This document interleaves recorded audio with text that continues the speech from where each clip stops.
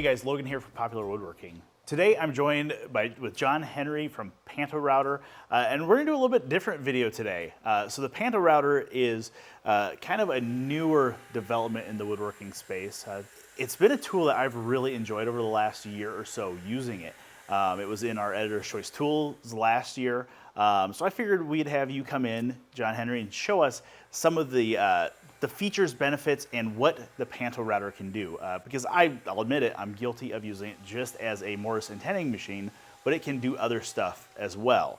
And I figured we'd kind of build a project while we're here, so we're going to build a cart for this. Absolutely, yeah. Thank you so much for having me in your shop. Absolutely. And giving us the opportunity to work on a project together. Yeah. So the PantoRouter is a joinery tool, like you mentioned. Sure. It does mortise and tenon fantastically well. Yep. It also does box joints, dovetails, and any sort of custom joinery that you need to do in your project. Sure. At its core, it's a router held in a pantograph arm. Okay. And what that allows us to do is follow any number of templates that are mounted on the template holder here. Sure. And the beauty of the pantograph is it works at half scale from the bit to our pin. So whatever is happening on our template is being cut into our workpiece at half scale. So by articulating the arm around, we can cut tenons around our template. Our guide bearing inside of the template cuts our mortises. And by using the same template and the same setup for both mortise and tenon, you can get a perfect fit.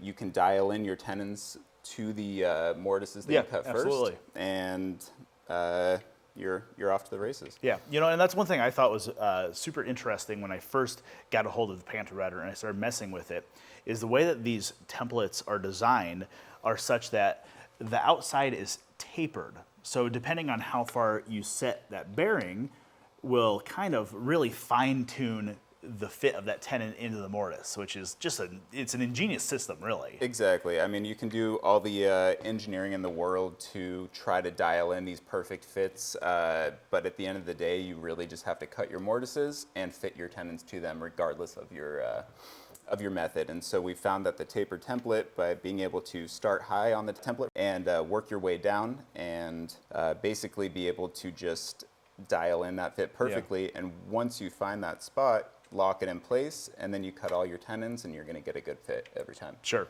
You know, and I've demonstrated the PantoRouter at a couple of our local clubs, and one thing that everybody is amazed about, and one thing that I also really like about the PantoRouter and how it's set up, is the dust collection. Because the dust collection on this thing actually works extremely well, which if you would have told me before I got a hold of the PantoRouter that a router held vertically in a two-lever system to route mortise and tenons has good dust collection, I would have called you a liar. Yep. Because routers are really good at two things, making noise and making dust.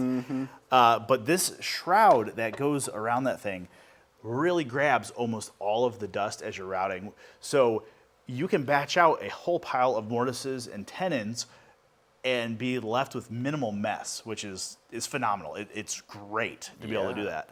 No, I'm glad you mentioned that. It's the biggest challenge with our dust collection is the fact that routers have a fan in them to cool the motor. Sure. But without any sort of adequate dust collection, as our owner Mac likes to say, it becomes the most effective dust distribution system in your shop. And so we've created a articulating opening dust shroud so you can change bits easily, but it blocks our cooling fan so that we can actually extract chips and all those fine dust particles at the source that they're created, and it also keeps our router cleaner so you don't have to change brushes or your motor as frequently. Exactly. You know, the one other thing that took me a little bit of time to get used to once I started working with the PantoRouter, and now that I've done it, in my opinion, it's a little bit easier way to work, is basing everything off a center line instead of laying out, you know, the start and end point of a mortise. You know, the template's centered, it's centered on the bit, and then as long as you mark a center line on your workpiece, everything is centered on that, and the template then does your dimensioning for you. Absolutely, yeah. Working off a center line is a really nice habit to get into. It's really helpful in any sort of angled or curved work as Sure. well. But often we do want to oversize our mortise laterally just a little bit Sure. to give some room for glue up so that it's not that super tight, almost piston fit. And so that can get a little bit tricky when you are laying out endpoints. It's really easy to essentially center our template on the template holder, which Yep. we'll demonstrate in our project. And by using that center line throughout the entire machine, you know that everything is basically working off of that. Exactly, and it's interesting that you mentioned the piston fit because that is not something that I thought was really a problem until I started doing mortise and tenons with the PantoRouter. You can get a fit that's such that when you pull it apart, it pops. Mm-hmm. And when you put glue on it, the hydraulic pressure will not allow that joint to go together. You can get that good a fit off this, which is crazy to me. It's incredible. It's when you think about, a lot of heavy equipment, Yeah. that's all hydraulic pressure. So Yeah. hydraulic pressure can be really, really strong, and it's sometimes we'll push the glue all the way through the wood out Exactly. the other side before it'll actually close. So Yeah. leaving a little extra room in there is really nice. Cool. So I figure at this point we can probably go ahead and get started on our project. So we're going to be building a cart for the PantoRouter. It's going to house the PantoRouter on top of the cart, and then we have some drawers for all the templates because this is a template-based system. We have a bunch of different templates for different tasks, so it'll be nice to kind of pull everything together in one unit. So our cart has. You designed our cart, Yep. right? So what does the cart have part-wise? What are we going to be working on first? Yeah, so it's basically kind of a frame and panel. We're going to build basically a web frame, Okay. and then it has 6 drawers as well as 5 drawers and a extension table that we can use as kind of an auxiliary work surface. Okay.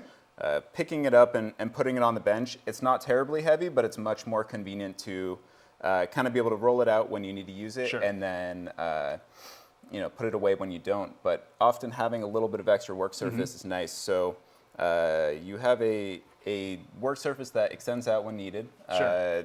Several different drawers for all your templates, if you want extra template holders, and then just some additional shop storage because you can never have too much of we that. always need it. So we have some uprights that need mortises in them. So we're going to cut the mortises first, right? Yeah. So we have to set up the PantoRouter to cut the appropriate size mortises. So what's our process for setting this up? Yeah, so out of the box, there are several 5 standard size templates that are basically optimized for 1/2-inch mortise and tenons. Sure. We're going to do 3/8 mortise and tenons, Okay. and we have a set of segmented templates here.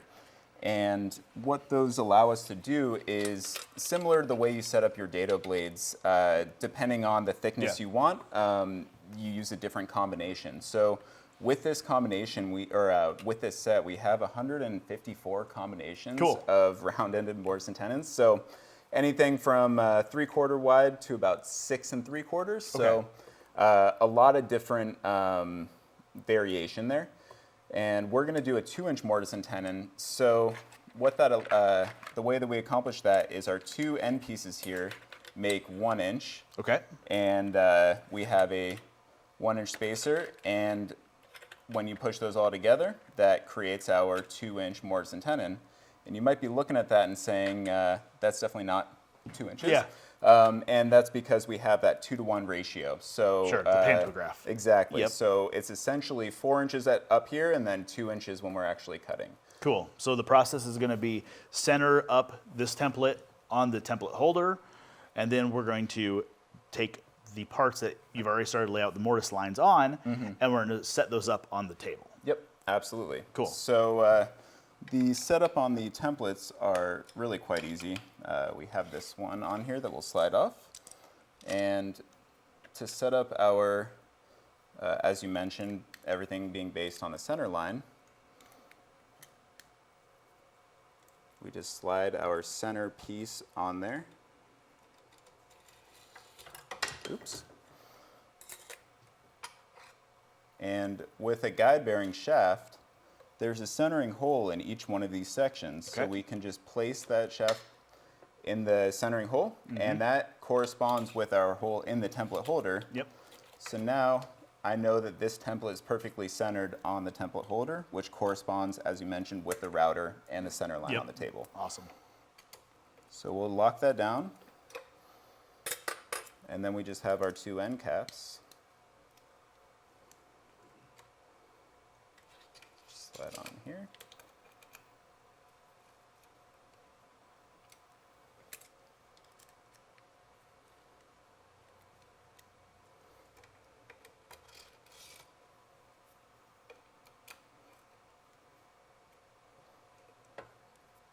All right, so we're going to use a 3/8 bit for our 3/8 mortise. So we're going to just place that in the collet. And while you're doing that, it's a good thing to note that there's a relationship between bit size and tenon size. Correct. So because we're using a 3/8 inch bit to make a 3/8 inch mortise, it doesn't necessarily mean that that's the size bit we're going to use to make the tenons, although we may be able to, based on the bearing size when we make the tenon. So. Yeah, so we typically like to cut tenons with our 1/2 inch bit when we can.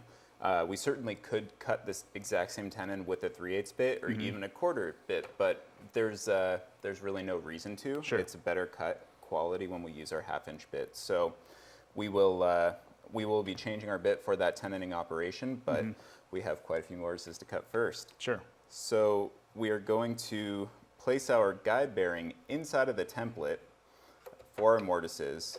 And in these templates, we actually have 3 little steps, and you can sort of hear them and see them move, but it's they're pretty minuscule. But what that allows us to do is if we were to push our bearing all the way to the back of the template, that's the tightest, perfect fitting mortise and tenon like we talked about with the piston fit. And if you were doing a through tenon that was not wedged and you just wanted a really clean, perfect fit, that would be a great option. For what we're doing, we're going to come out 1 notch. Okay. And that just gives us a little bit of lateral movement. You're not losing any strength in that joint, but it just goes together a little bit easier. So that's just going to make our mortise a little bit longer, just a hair longer. Exactly. All right, perfect. So we can just move out 1 and lock it down. And now we're ready to set up our fence and front fence stops for our mortises. Do you want to set thickness on this guy too? Oh, because that, to me, that's kind of interesting how the thickness, everything's centered.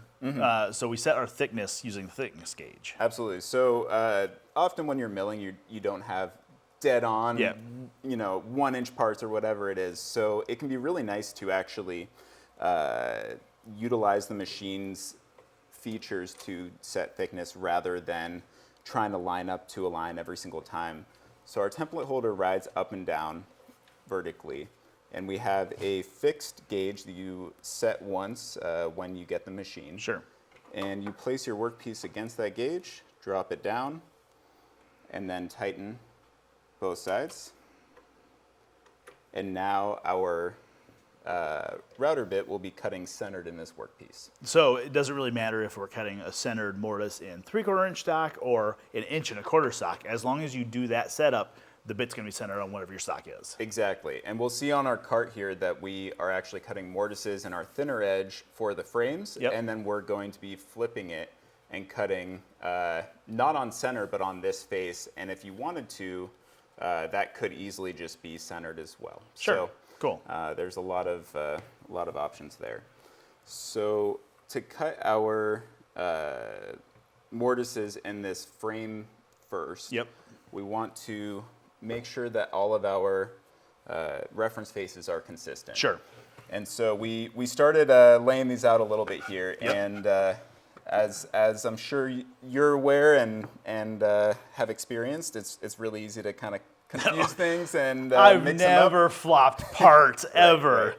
At least we have some evidence of that. So basically, we want to keep our we want to make sure all of our outside faces are against the table as our reference face. So when we assemble these frames, all of our faces end up flush. So what we're going to do is place these against the table here. Okay. And we have a center line. Center line for our mortise. For the mortise. Okay. And I'm going to just grab a clamp here. So just temporarily hold this where I want it. So I'm just lining up the center line of our mortise to the center line of our table. Okay. And we scribed that center line on the table when we set this up. So that's one of those things you do once. You get everything dialed in, set up once, and once you've done that calibration, it's ready to go whenever you use it. Exactly, you can trust it. So we're going to just bring our fence up against that workpiece. And now I can butt that to the fence and clamp it down, cut our mortises, Okay. and then do that for all of our frames. And one thing that we'll notice is on this end, our out face is against the table. Yep. And to do this end, I would be putting our out face up. Sure. That's not ideal because we just switched our reference faces Yep. like we were just talking about. So what we're going to do is essentially cut 50% of our mortises first. And then we have a nice little trick that we'll show you with the auxiliary fence. Sure. And that's just a matter of placing our workpiece against our existing fence, sliding the auxiliary fence on, and moving this out of our way. And we can Sure. cut the other side just the same way. That And makes we'll sense. So demonstrate then, that. yeah, the auxiliary fence then becomes your setup fence. Exactly.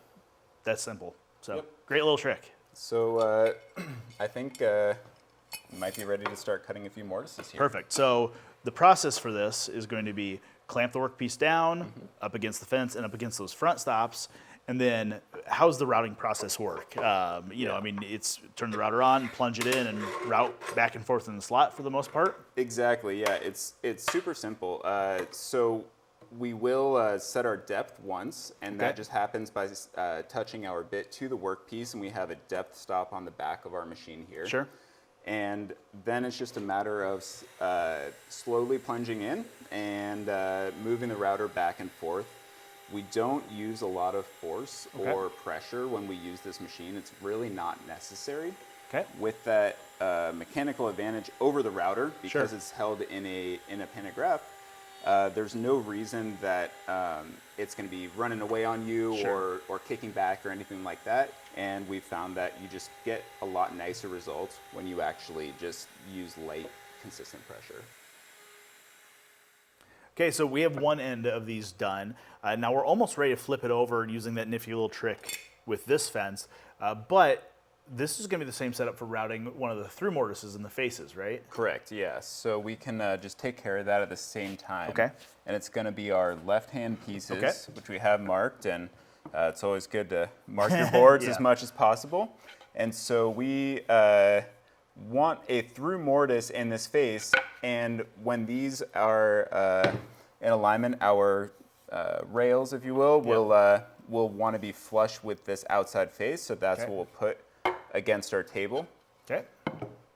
So the only difference in this setup is that our piece is vertical instead of horizontal, but Sure. the height of our router is not going to change at all. Okay. So you're just going to reset the depth stop to be a little bit deeper? Exactly. We want to go through. Okay. So we're just going to bump that bit to our workpiece again. And now I just want to make sure that I am set at least an inch because that is our workpiece thickness. Okay.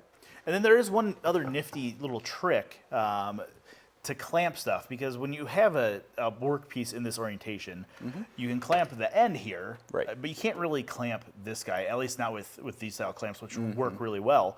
But you can use a workpiece or a sacrificial piece of the same height or same thickness to help clamp, and you can do that with just a scrap piece, right? Yeah, just a bridge works really nicely. So often you have a little scrap from when you were milling, and in this case we're just using our other style. Perfect. So now we're going to route the through mortise, and then we'll go ahead and reset this up to route the other end mortise. Exactly. Perfect.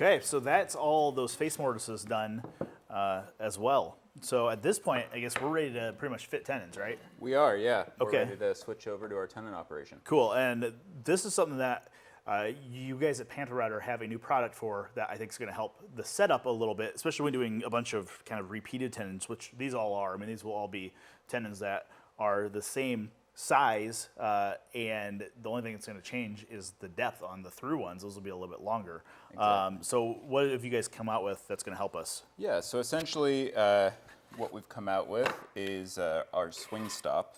And what the swing stop does is it allows us to repeatably reference our tenon stock on our work table. So we will get our bit changed over and set up and our fence back on here, and then we can set this up and see how well it works. Cool, okay. And we are going to change the bit, like you said, to a 1/2 inch bit earlier, just because it's going to give us a little bit cleaner cut. But there are a different combination of bits you could use with different guide bearings up here, right? Yeah. And that's all referenced in the manual. There's kind of a chart that tells you what size tenon you're looking for, and you can cross-reference the bearing and bit size to get that Absolutely. We've scribed a line on the end of this board here, just dead center. That's where we want to reference our tenon. So we're just going to bring our fence over until we're right on that line. And you can check that by flipping it as well. Sure. So we know that this is now centered on the table. Okay. Anything that has our markings of out is our reference faces. So essentially we will make sure that those are all facing down. Okay. And then next we can set up our swing stop. I guess it doesn't really matter where it references off of as long as it's consistent, because you're going to set your depth anyways with your depth gauge. So Exactly. as long as you slide it in one of those slots, that it's going to give you a nice reference stop for your workpiece, and then you can spin it out of the way. It's going to work perfect. Exactly, yeah. It's irrelevant as far as how much is actually hanging off of the table, as long as it's the same amount each time. And more than your tenon length. And more than your tenon length, yeah. We don't really want to be making aluminum shavings today. But essentially what we'll do is butt our workpiece to the end of that. Okay. And then we'll have our clamps here. Okay. And both we on can this side or on the other side? put one Okay. on this side, yeah. And basically, once we cut our tenon on this end, we can swing this out of the way, flip our piece, rotate it rather, Sure, then keeping that flip, reference face down. keeping the reference face down, and butt up to our stop again. So that'll make a consistent reference. So starting high up on that template and then sneaking up on that first cut, and then we can just leave it there and cut all of our tenons the same. Before I swap that out, it's really easy to just butt up to our piece and set our depth while we're doing that. That makes sense. And we have two different pieces that we're cutting tenons in today. So there are the rails for the side frames, and then the rails that connect those two frames together. So those longer ones are for those side frames. Yeah. So these shorter pieces are all for our connecting rails, which are going to be through tenons. Okay. So they're going to protrude out the face. And those, I believe these are 22 and a 16th long. Yep. So with two tenons on the end, we're going to basically cut our tenon length at 1 and a 32nd, roughly. Cool. So these, I mean, for all intents and purposes, could be the same. Those frames, it would be the difference of a 16th of an inch overall. But we will just cut these at that slightly longer length. Perfect. So now we'll just take our 10 millimeter guide bearing out. We have our 15 millimeter guide bearing here. Okay. And like you were saying, we'll start with it all the way at the top. Perfect. And just make sure that we're not rubbing at all. Excellent. And we're ready to... Yep, and then you're gonna test fit those before you move that, right? Exactly, Okay, cool. yeah. We won't touch that. We'll just test fit, and then once we have the fit we like, we'll just crank out all of these. Awesome.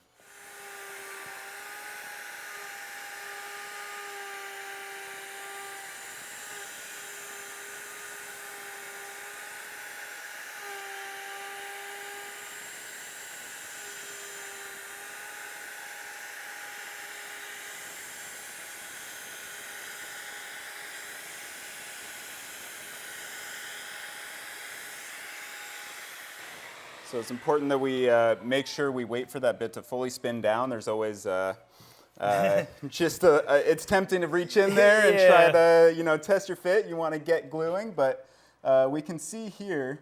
Yep, that's just a hair snug. It's just too tight, and that's what we kind of expected there. So we're just going to move our bearing down the template. Okay, and how far do you go at a time? There's 3 reference lines on this template. Sure. So usually I'll move down somewhere between a half and a full reference line, depending on how tight it really is. Sure. Typically speaking, our sweet spot is right about in the middle of the template. Okay. So for now, I'll kind of move down to that first little line. Okay. Now, of course, because that is just slightly tapered and it's a 2-to-1, whatever you're moving there is actually halved once you get down here. So that makes sense. Exactly. A lot of this just ends up being affirmation for me on how I've been using this. No, so absolutely. Yeah, it's it's a pretty fine adjustment when it actually gets to the workpiece. Awesome. So we'll take this extra pass here.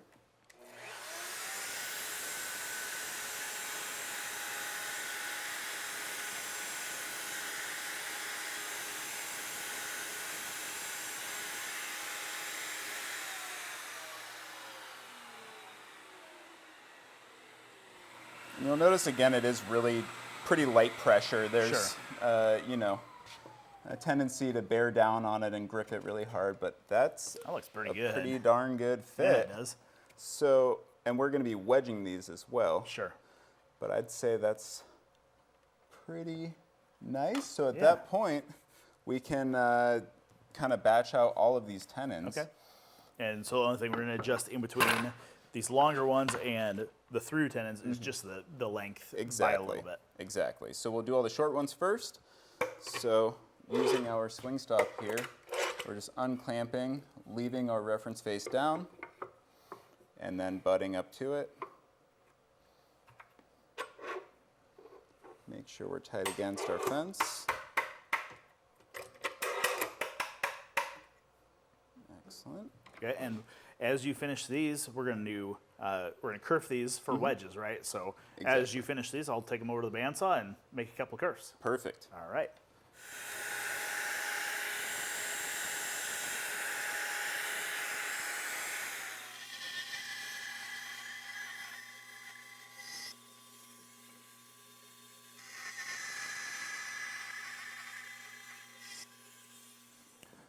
All right, so we pretty much ready to glue this bad boy up, huh? Yeah, I think it's time to get the side frames glued up. Okay. So we're gonna start with the side frames, then we'll bring in these shorter ones later. Is that kind of what you're thinking? All right, cool. So I figure high glue, I think should work pretty well for this. So we got glue brushes. I'll glue this side. You want to glue that side? Perfect.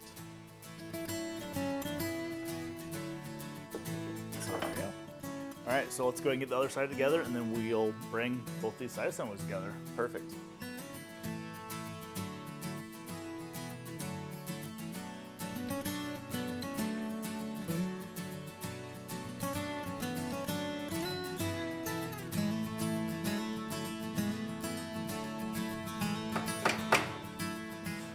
All right, so that's pretty much it for this web frame, right? Yep, that's it. We just need glue to cure, and we can come back tomorrow to cut the plywood panels. All right, and then we'll work on some drawers.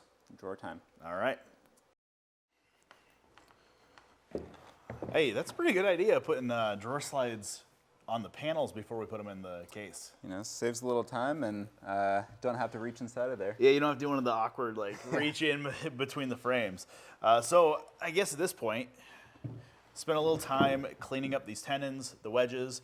We're pretty much ready to start putting these panels in place, right? Yeah. So we're going to start with this bottom, and it looks like you have pocket hole screws locations already drilled on there. Yep.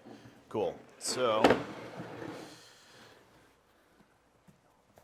make sure that's in place.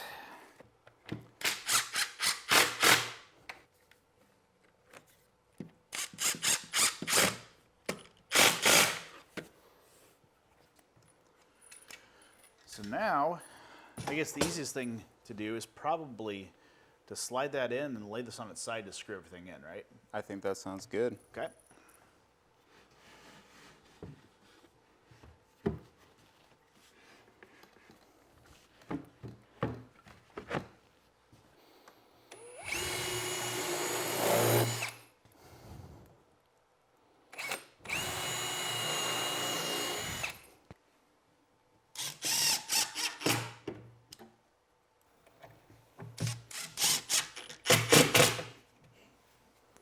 Okay, there we go. So now I guess the panel's in. Drawers are up next, right? They are. Cool. And John Henry was telling me that there's a pretty cool way with the PantoRouter to cut rabbets on the ends of parts. And that's not something I've ever done. So I'm looking forward to seeing how you do that. Yeah. So I guess at this point, we'll go ahead and pull this out, bring the PantoRouter back in, and Sounds make some drawers. All right. Okay, so I can kind of see where this is going. When you said we could cut rabbets at the PantoRouter, I kind of assumed that we were going to use a template and go horizontal, which I think would work in some instances, but with that extruded aluminum table, you can add a bunch of different fixtures, which is kind of what you've done here. Exactly, yeah. By creating a pretty simple plywood jig, which is essentially 2 pieces of 3/4 inch attached at 90 degrees, we can affix that to the table with a couple hold-down bolts, and that basically becomes an auxiliary table where you can bury the bit in the table for rabbets, or raising it up a little bit, you can actually do either through dados or stop dados. Cool. And by acting as essentially a horizontal router table, you have a little bit more visibility and control than certain operations where everything is happening under your workpiece. So it is protruding from our vertical fence, the same thickness as our plywood. Sure. So now if we just lock it all in place, everything is fixed, and we can just go ahead and run our rabbets here.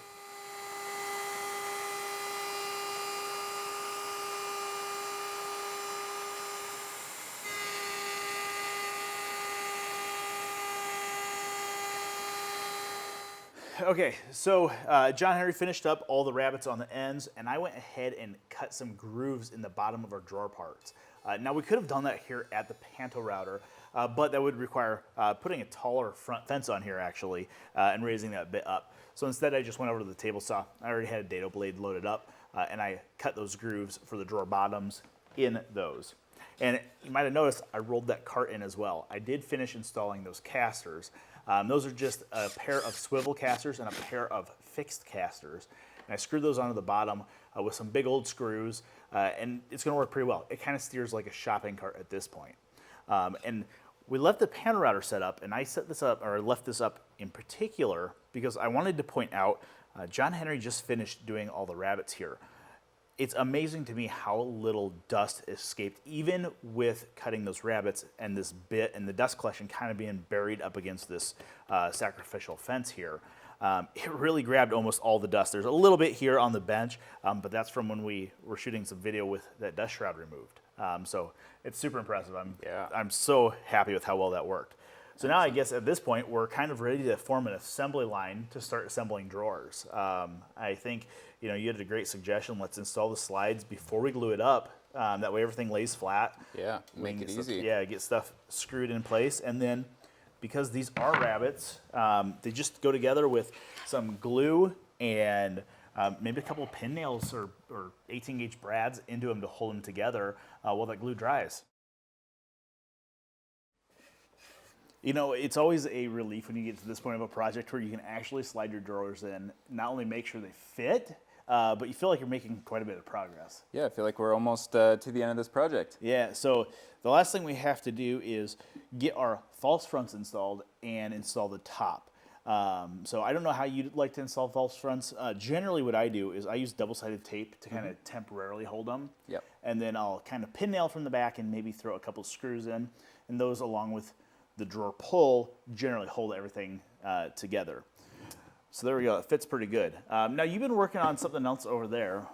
Yeah, so we have an auxiliary work surface here. When we have our machine that has the work table right here, oftentimes it's nice to be able to stack a few parts that you're working on close by so you can batch through them quickly. So we've glued up a top that's just the same material as our cart top here. And the one thing that we were kind of mindful of is to make sure that we mounted our drawer slides so that they were not proud of our work surface. Otherwise, you catch your work pieces on them as you move them on and off. But we will install the same false front on this, just like the other ones.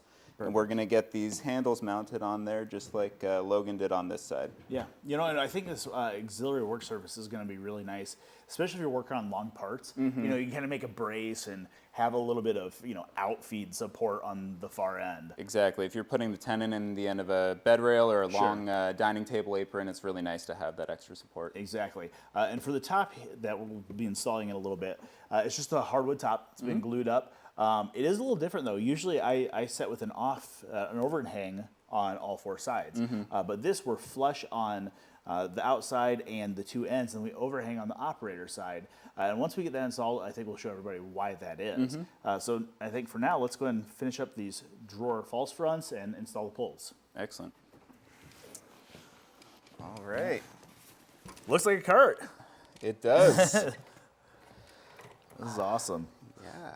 So this is like the perfect spot for the PantoRouter to live. And we did decide to shift that top to be centered. I know on your original design you had it hanging off this side so we could add slots in it for wrenches and stuff. But I think the centered is going to work well for how I'm planning on using it. Yeah. So No, I think it came out really nice, and now you have a spot to put all of your templates and bits, accessories, and keep everything organized. And yeah, you know, and this auxiliary surface I think is going to be great for stacking parts, and especially for working on the ends of long parts that are kind of heavy and tippy. But like you mentioned, you know, this box for the last year or so has kind of held all the templates and stuff. So it'll be nice to put that away and stop it from getting dusty in my shop. So absolutely, I'm going to be throwing the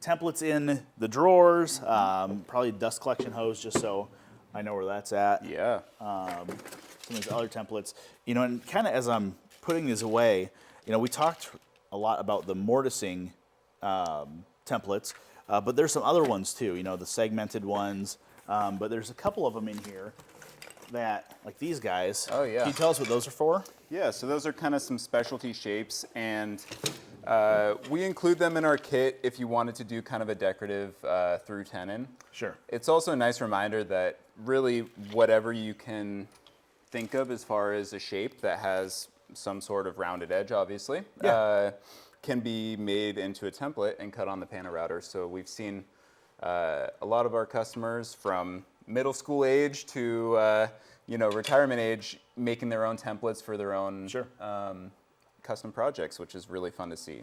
Yeah, and you know, I think you could probably make a template pretty easily out of something like MDF. Yep. Or if somebody had like a 3D printer, I think you could really, I mean, the sky's the limit at that point. Yeah, absolutely. It's if you have access to a 3D printer, small CNC, or just making them by hand is certainly an option. The taper on them that we achieve in the molding process can easily be done with a tapered bit on with a router. So you have a lot of opportunity to create some really fun custom joinery. Awesome. Well, I'm looking forward to having this thing all put together as a kit.